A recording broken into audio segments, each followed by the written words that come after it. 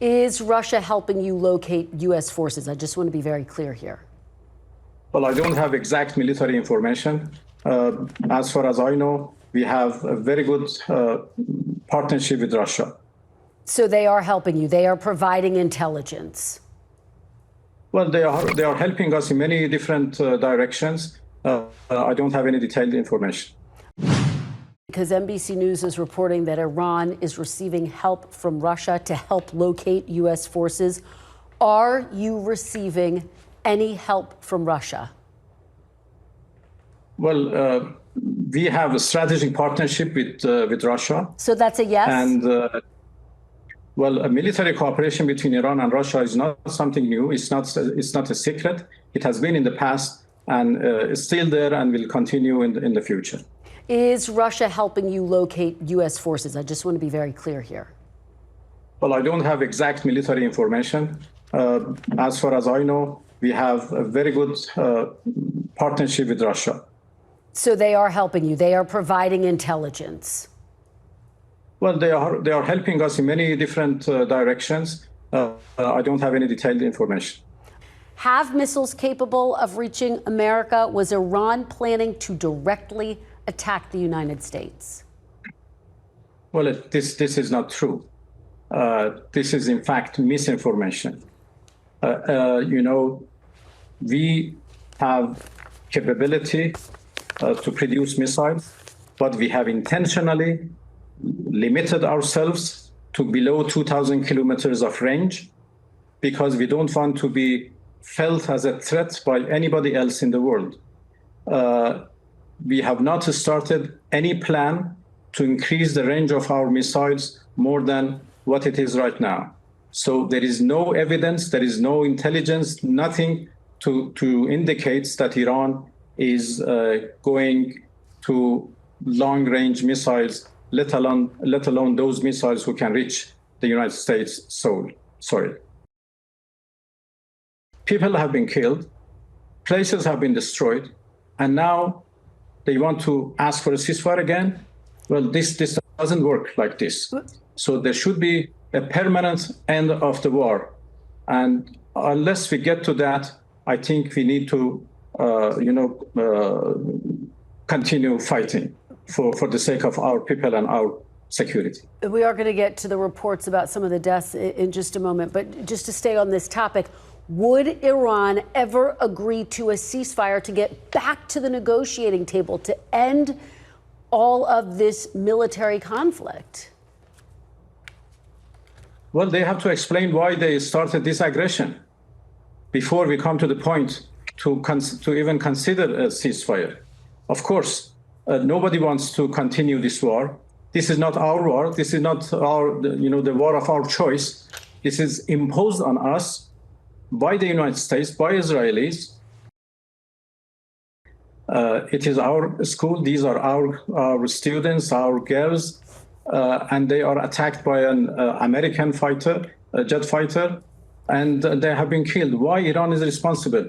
Have we started this war? Have we attacked our own people? No, we were negotiating with the United States. And in the middle of negotiations, in the middle of diplomacy, they decided to attack us. Where is the Iranian evidence that this was a U.S. attack, a jet fighter, as you say? Will you provide it? If it was not U.S., then who was that? Maybe Israelis.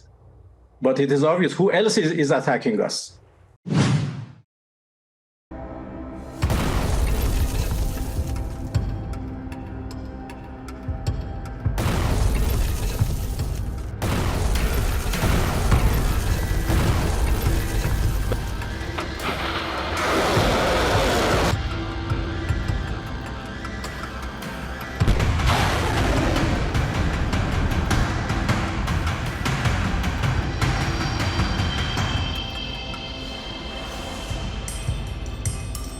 Russia is providing Iran with intelligence on the locations of American warships and aircraft in the Middle East, according to a report by the Washington Post.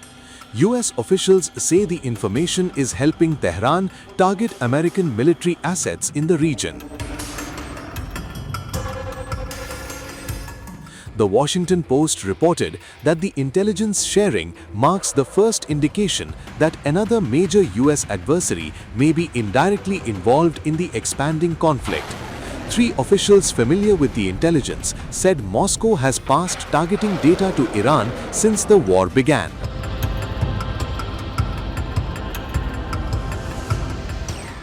According to the Washington Post, the information reportedly includes positions of US warships, military aircraft, and radar systems across the Middle East. Officials say such intelligence could help Iran plan attacks against American forces and installations. The report says Russia has been sharing the information since the conflict escalated on Saturday. While Moscow has not commented publicly, officials say the assistance signals a deeper geopolitical dimension to the ongoing war. The Washington Post also reported that the conflict has already turned deadly for American troops. 6 US service members were killed and several others injured in an Iranian drone strike on a military site in Kuwait on Sunday.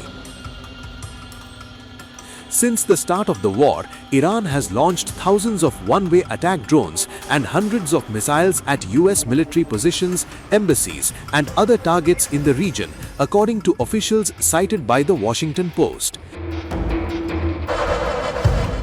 At the same time, the joint US-Israeli campaign has struck more than 2,000 targets inside Iran. These include ballistic missile facilities, naval assets, and sites linked to Iran's leadership structure, the Washington Post reported. 2 officials familiar with the intelligence told the Washington Post that China does not appear to be providing similar assistance to Iran. While Beijing maintains close ties with Tehran, there is currently no indication it is sharing targeting data.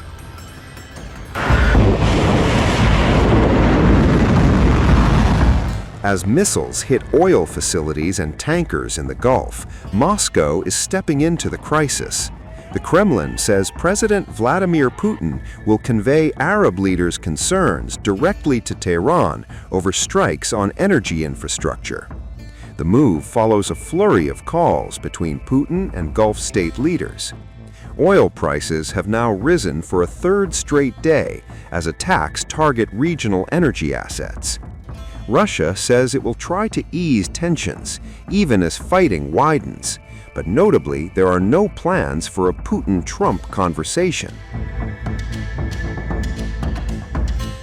According to Kremlin spokesman Dmitry Peskov, President Putin will convey deep concern from Arab leaders about Iranian strikes on oil infrastructure. Peskov said Putin would use Moscow's ongoing dialogue with the Iranian leadership to press for at least a slight easing of tensions.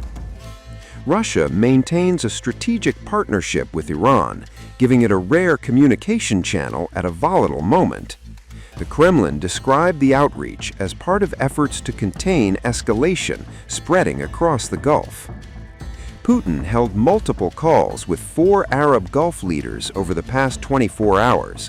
Among them was Mohammed bin Zayed Al Nahyan, president of the United Arab Emirates. The UAE described recent Iranian strikes as blatant attacks targeting Emirati territory and other Arab states. Both leaders reviewed what they called serious military and security developments unfolding across the region. The joint message? Halt escalation before the conflict widens further. The outreach underscores growing alarm among Gulf states as energy infrastructure comes under fire.